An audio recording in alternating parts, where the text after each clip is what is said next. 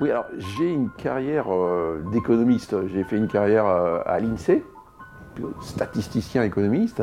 Puis après, j'ai fait une carrière dans les organisations internationales comme l'OCDE, comme le FMI et comme la Commission européenne.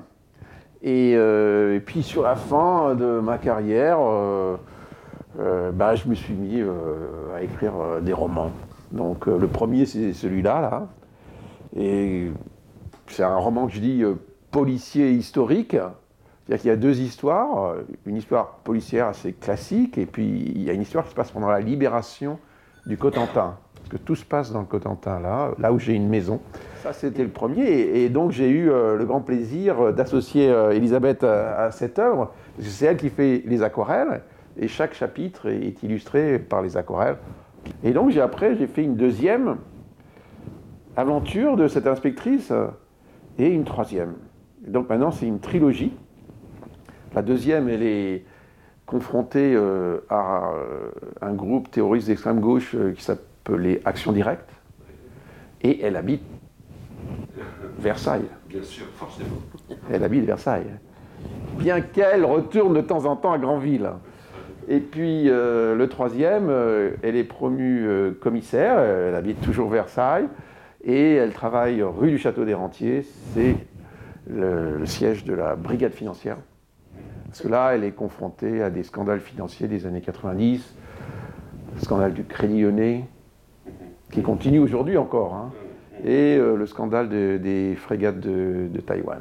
Et là, ça, c'est sa dernière aventure. Et voilà, la trilogie du Pont de la Roque. Mais comment ça se fait que vous connaissiez ça? Alors, la première, donc, moi, je me suis toujours intéressé à l'histoire, et particulièrement l'histoire de la Deuxième Guerre mondiale. Et donc, j'ai été très impressionné par les commémorations du 70e anniversaire du débarquement. C'est donc en 2014. Et tous les villages, et même le village là où on a notre maison, ils ont organisé des choses pour la commémoration. Et donc, ça m'a donné l'idée de m'intéresser à ce qui s'est passé dans le coin au moment du débarquement. Donc, c'est ça la partie historique. Et les gens du coin qui lisent le livre, ils sont intéressés parce que c'est très documenté.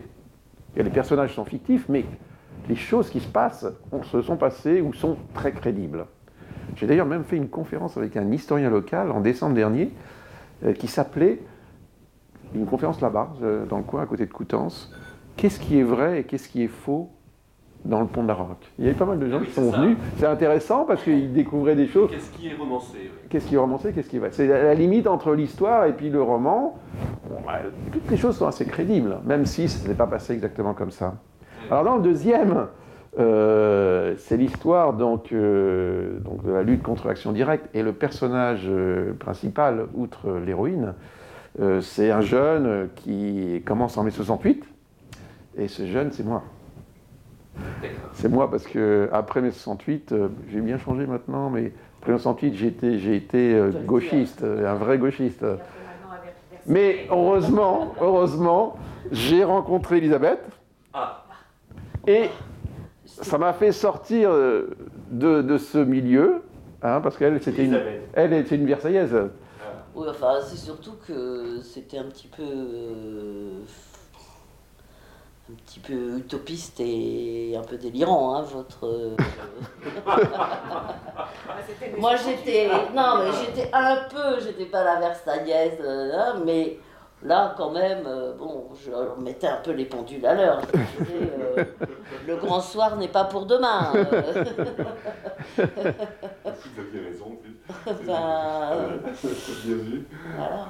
Et donc, je suis sorti de là, mais le personnage, le jeune, il sort pas de là, il rencontre une fille qui le fait tomber dans encore plus extrême.